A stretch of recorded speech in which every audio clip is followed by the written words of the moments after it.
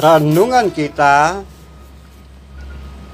berilah keadilan kepada orang lemah dan anak yatim, belalah orang sengsara dan orang kekurangan. Luputkan mereka, luputkan orang lemah dan miskin, lepaskan mereka dari tangan orang fasik. Saudara-saudara seiman, saudara-saudara lintas iman, saudara-saudara lintas agama, saudara-saudara seagama dan sebangsa dan setanah air, dan saudara-saudara dalam kemanusiaan.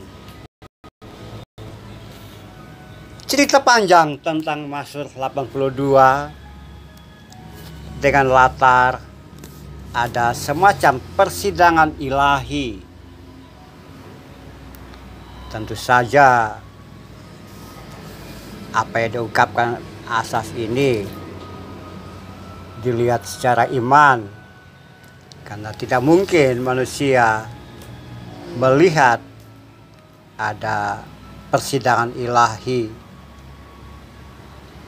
di suatu tempat tertentu dan terlihat dengan mata manusia biasa. Tentu saja Asaf melihat dengan keyakinan iman bahwa ada semacam persidangan ilahi, dan dalam persidangan itu memutuskan bahwa siapapun yang memerintah, siapapun yang diberi kuasa dan kekuasaan oleh Sang Khalik, atau manusia yang mendapatkan kekuasaan, kuasa dan kekuasaan dari Sang Khalik, maka ia mempunyai kewajiban untuk memberikan keadilan kepada orang-orang lemah, orang tercecer, tergelincir, yang tidak berdaya, dan juga orang-orang yang yatim, anak yatim piatu. Dan juga selain itu membela hak-hak orang sengsara dan kekurangan, meluputkan orang lemah dan miskin, serta melepaskan mereka dari tangan orang fasik. Nah, keputusan itu atau hal-hal itu tadi harus dikerjakan oleh semua pemimpin yang diimani sebagai orang yang ditunjuk Tuhan untuk memerintah umat, untuk berkuasa terhadap umat sebagai. Nah, warisan ajaran seperti itu dari masa lalu itu juga terurai terus, mengalir terus sampai dalam konteks agama-agama, ya, dengan keyakinan bahwa agama-agama itu mendapatkan warisan statement ajaran dari awalnya itu, dan ini diteruskan.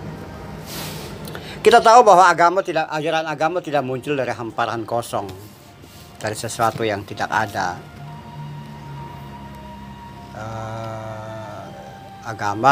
Ajaran agama tentu saja muncul dari suatu tradisi lisan, tuturan, atau satu konteks yang sebelumnya sudah ada, kemudian diurai, ditata ulang, disistematikan menjadi ajaran agama. Nah, termasuk dalam konteks Mazmur 82 ini, bahwa pemimpin harus melaksanakan apa yang merupakan tuntunan, patokan, kaidah yang telah ditetapkan oleh Sang Ilahi, dan itu diperkuat dengan teks-teks keagamaan dan dikerjakan. Keadilan kepada orang lemah, anak yatim, membela orang sengsara kekurangan, meluputkan orang yang lemah dan miskin, dan melepaskan mereka dari tangan orang fasik. Jadi semacam keterpihakan kepada orang-orang yang marginal, orang-orang kecil, dalam rangka membangun kesejahteraan untuk seluruh umat manusia. Nah, saudara sekalian, kira-kira seperti itulah kalau kita bawa dalam konteks kekinian kita, bahwa kita mengerti bahwa pola pemimpin bangsa negara yang ada sekarang ini adalah pemimpin politik, entah itu kerajaan atau republik. Semuanya mengalir dari satu proses yang dulu sudah pernah ada, yang dibungkus oleh agama-agama sesuai dengan konteks mereka, konteks siapa umat dan hubungannya dengan Tuhan.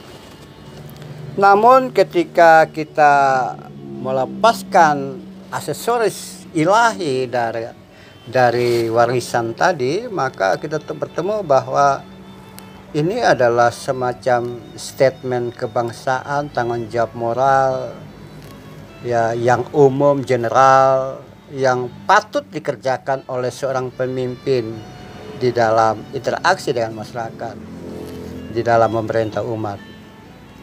Paling tidak ada 4 hal yang kita temukan, bahwa keadilan, kemudian membela orang, berpihak pada orang yang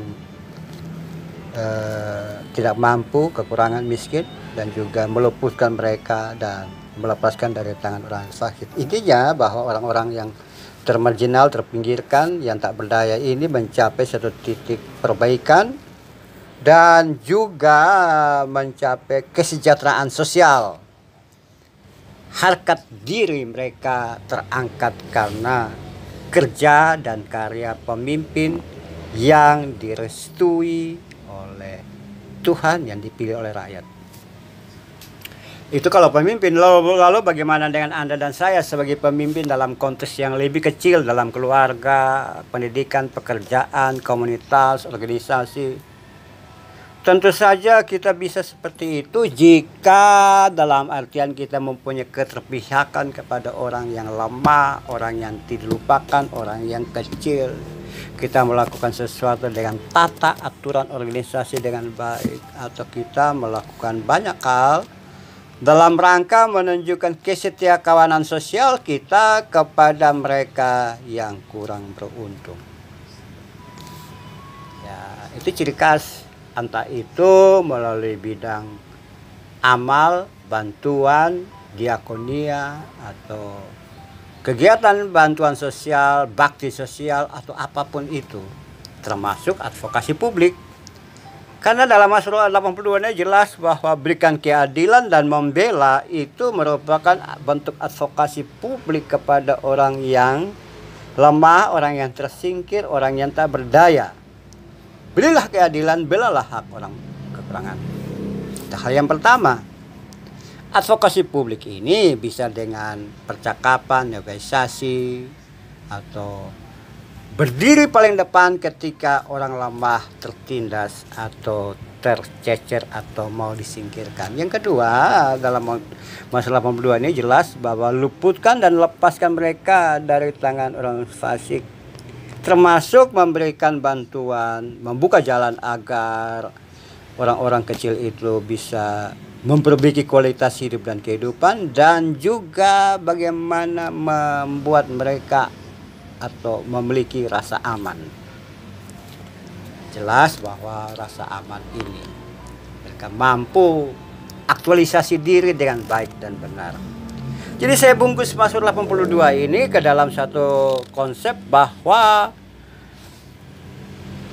orang-orang atau kita sekalian harus berupaya untuk melakukan apa-apa yang disebut advokasi terhadap yang lemah, memberikan rasa aman, dan juga memperjuangkan hak-hak kemanusiaan orang-orang tersebut. Ya, Anda bisa? Ya, pasti bisa. Itu aja. Hanya dengan kata-kata, hanya dengan perjuangan. Tidak perlu yang menjadi organisasi besar atau lembaga hukum atau apapun, tapi kita tampil melalui kata-kata, melalui tampilan diri, melalui tangan kerja dan karya kita atau membuka jalan bagi mereka pun itu sudah merupakan menjalankan apa yang Tuhan mau dari hidup dan kehidupan kita. Kita tunduk kepala. Tuhan, ternyata kami sekali lagi diberi pencerahan tentang bagaimana berpihak kepada orang-orang kekurangan, orang yang tersingkir, orang-orang yang dilupakan. Tuhan, jadikan kami sebagai alat-Mu di muka bumi ini yang membela yang orang-orang tersingkir, berpihak kepada mereka yang kekurangan, dan juga kami mampu meluputkan mereka, memberikan rasa aman. Terima kasih Tuhan, kepadamu kami berdoa dan menyembah. Amin.